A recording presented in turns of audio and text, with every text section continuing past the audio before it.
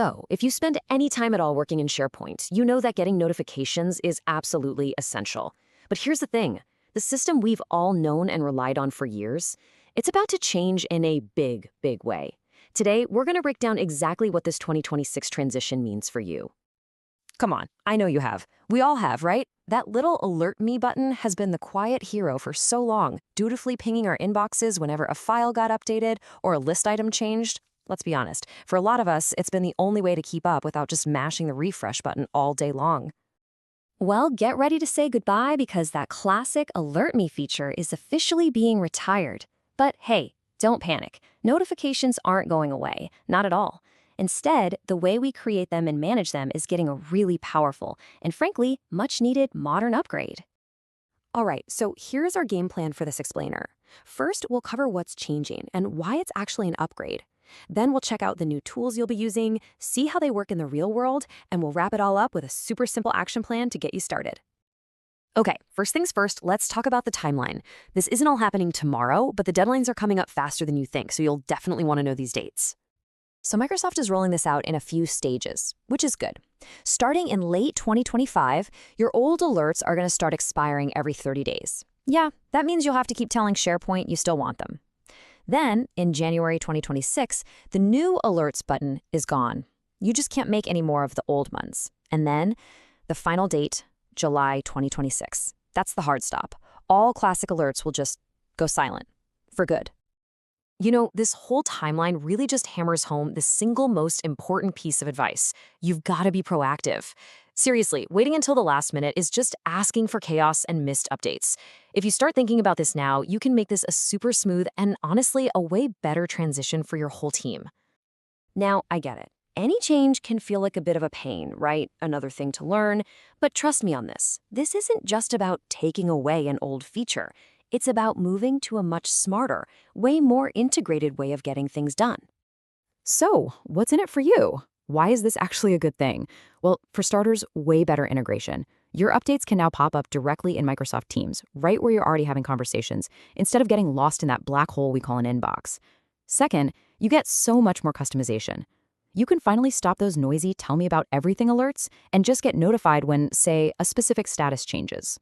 And what does that all add up to? Less noise, less of that notification burnout we all feel, and more focus on the work that actually matters. Okay, so if the old alerts are going away, what's taking their place? Well, you've got two main tools in your new and improved toolbox. They're called SharePoint Rules and Power Automate. Let's figure out which one you should use and when. Here's the easiest way to think about it. SharePoint Rules are for your quick, simple, everyday stuff. They're built right into SharePoint, they're super easy to use, and they're perfect for most of those basic personal notifications you need. Power Automate, on the other hand, that's the heavy lifter. It's the powerhouse tool you'll use for anything more advanced, anything custom, or anytime you need to connect to other apps. It can handle seriously complex business workflows, not just a simple, hey, this changed, ping. But, and this is a big but, before you just start using rules for everything, you've got to know their limits. For one, there's what I call the 3-for-1 problem. To get that old notify me of any change alert, you now have to create 3 separate rules. One for when a file is added, one for when it's modified, and one for when it's deleted. And there's a hard cap. You can only have 15 rules on any single list or library. So if you need more than that or anything more complex, you're going to have to turn to Power Automate. Okay, enough talk. Let's get our hands dirty and actually see how this stuff works. We're going to walk through building a few of these new notifications right now, step by step. All right, let's tackle the most common one first, getting an alert when someone adds a new file. This is so easy. Inside your library, you're going to go to Automate, then Rules, then Create a Rule. Just pick the trigger that says a new file is added. From there, you just type in who needs to get the email and hit Create. That's it. Seriously, the whole thing takes like 30 seconds. Okay, that was easy. But what if you want to be a little more surgical about it? This is where rules really start to become powerful. You can set a trigger for when an item is modified, but then, and this is the cool part, you add a specific condition. For example, you can tell it to only send a notification when the status column is changed to approved. See, this is how you start to silence all that unnecessary noise. All right, ready to level up? Let's dive into Power Automate. And the best way to start is with a template.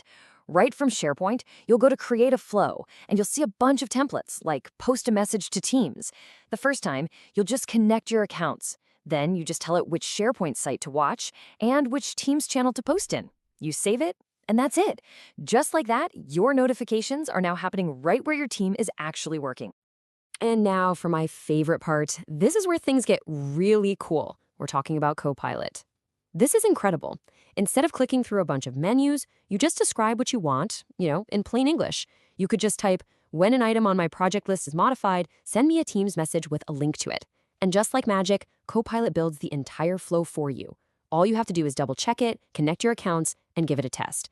This is a total game changer, making powerful automation accessible to absolutely everyone. Whew, okay, so we've covered the what, the why, and the how. We've seen the timeline, the benefits, and the amazing new tools in action. Now, let's pull it all together into a simple, straightforward plan that you can start using today. So here's what you can do, right now. It's a simple 5-step plan to make this transition a total breeze. First, do some spring cleaning. Go look at your old alerts and just delete anything you don't actually need anymore. While you're there, really think, do I need an alert for every single change? Next, practice. Just create a simple SharePoint rule to get the hang of it. For anything that's super important or business critical, don't be afraid to ask your IT team for help. And finally, start making a list of those more complex alerts. Those are going to be your perfect candidates for Power Automate. So if you follow that plan, you're going to be in great shape for about 90% of what you need. It really will cover most of your simple alerts. But it does leave one big question hanging out there, doesn't it? What about those daily or weekly summary digests a lot of us rely on? How in the world do we recreate those? Well, the answer is Power Automate, and honestly, that's a topic deep enough for its own explainer. For now, though, you have everything you need to start modernizing your notifications and finally cutting through all that noise.